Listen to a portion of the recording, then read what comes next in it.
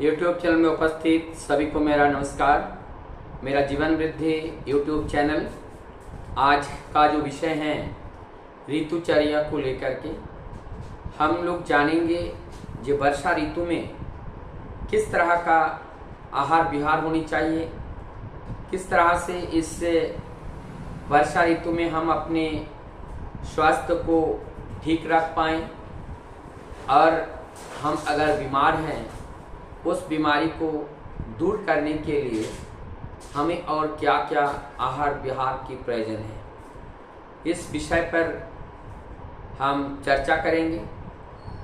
ये जो वर्षा ऋतु है, वर्षा ऋतु में इसका जो वेय है वो उष्ण होता है और वात ज़्यादा प्रकोपित होता है इस वर्षा ऋतु में। और वात प्रकोपित होने से हमारे शरीर में ज़्यादा से ज़्यादा दोष, ज़्यादा से ज़्यादा दर्द उत्पन्न होता है और इस वात दोष को दूर करने के लिए हमें शुद्ध आहार, स्वच्छ आहार, सुपच्य आहार की ज़रूरत है। इसीलिए ये जो बरसात से जो चौमास शुरू होता है, आध्यात्मिक दृष्टिकोण से इस चौमास में पूजा पार्वण बहुत होते हैं। मूल कारण ये होता है, इसमें जितने ज़्यादा सदाचारी का पालन, आहार विहार में नॉनवेज का जितना कम सेवन करे, कम ले, उतना ही ज़्यादा अच्छा है। वात प्रकोपित होने से अग्नि दीप्त नहीं होती है, अग्नि कमज़ोर रहती है, यानी कि हमारी जो पाचक ऊर्जा है वो वर्षा के समय कमज़ोर रहता है। और कमज़ोर पाचक ऊर्जा में इसमें अगर hard diet like more fat, more protein containing edible things को अगर हम लेते हैं, वो हमारे डाइजेशन को प्रॉब्लम्स करते हैं। तब वह इंडाइजेशन, लूज मोशन एवं अनेकों प्रकार के पेट की प्रॉब्लम्स एवं नए नए बीमारी का जन्म देते हैं।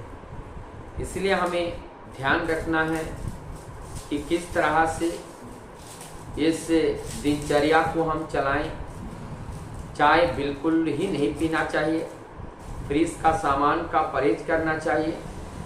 तो सुबह उठ कर के मैं जैसे चाय के बदले में एक पानीय द्रव्य पीने का व्यवस्था मैं बता रहा हूँ। गुनगुना 1 गिलास पानी ले लीजिए, थोड़ा सा शहद ले लीजिए, उसमें नींबू का रस थोड़ा सा डालिए, थोड़ा सेंधा नमक उसमें डाल दीजिए।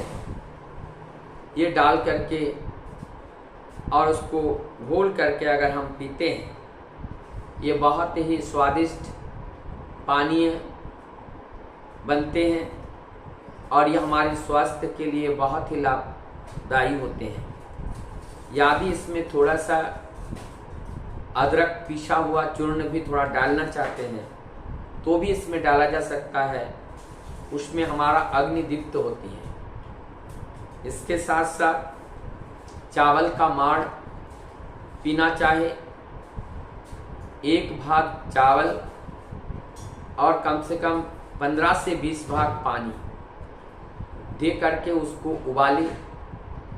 उबालने के बाद चावल लगभग जब बनने को हो जाए तब उसको छान करके उसका जो माड़ है वो निकाल लें। और चावल को उनको निकाल लेने के बाद उस माड़ को थोड़ा सा देसी घी, थोड़ा सा कड़ी पत्ता, थोड़ा सा जीरा डाल करके उसको छोका लगाएं, या अदरक का पाउडर भी उसमें थोड़ा सा डाल करके उसे छोका लगाएं। छोका लगा करके ये जो चावल का माड़ का तड़का, ये भी एक हमारी पानीय द्रव्य बनता है, ये हमारी अग्नि को दीप्त करता है।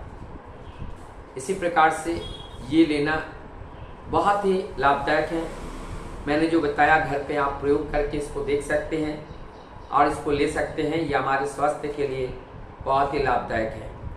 एक चीज़ का मैं बार बार जब भी कहीं वीडियो बनाता हूँ और उसमें जब जिक्र आता है तो मैं एक बात ज़रूर बताता हूँ, सीजनिंग वाला जो फ्रूट है उस फ्रूट को ज़्यादा प्रीफर कीजिए। जो ऑफ सीजन का है उस फूड को, उस चाहे वेजिटेबल्स को प्रयोग में कम लें। इस तरह से बहुत सारे वेजिटेबल्स हैं, जैसे ये जून का महीना चल रहा है और अभी मूली, पत्ता गोभी, फूल गोभी मार्केट में बहुत आसानी से मिल रहा है, लेकिन ये चीज़ हमारे डाइजेशन के लिए उतना उत्तम नहीं है और इसको अगर हम लेते हैं तो हमारे डाइजेशन प्रॉब्लम आ जाती है। इसीलिए इस समय का जो सब्जियां हैं मार्केट में अवेलेबल हैं, लौकी हैं, तरोई हैं, टेंडा है, परमल है, ये सारी चीज़ अवेलेबल हैं जो वर्तमान जिस सीजन का वही वाला सब्जी का इस्तेमाल अगर हम करते हैं तो हमारे स्वास्थ्य के लिए बहुत ही लाभवान होता है। इसके साथ साथ बहुत से गरिष्ठ आहार वो बिल्कुल ही ना लें और अपने डाइजेशन को स्वस्थ रखने के लिए एक मैं तुक बताऊं, ये बहुत ही इम्पोर्टेंट है। जब हम आहार चाहे पेट भर के करें चाहे आधी पेट भर के करें, एक बार आहार कर लेने के बाद 5 से 6 घंटा कम से कम मैक्सिमम फूड डाइजेस्ट होने में लगता है। तो अगर हम उस फूड को 6 घंटे के अंदर ना लें, उसके बाद ही अगर उस भोजन पचने के बाद अगर भोजन करते हैं तो भोजन का डाइजेशन अच्छा होता है। तो इस चीज़ में भी हमें ध्यान रखना चाहिए।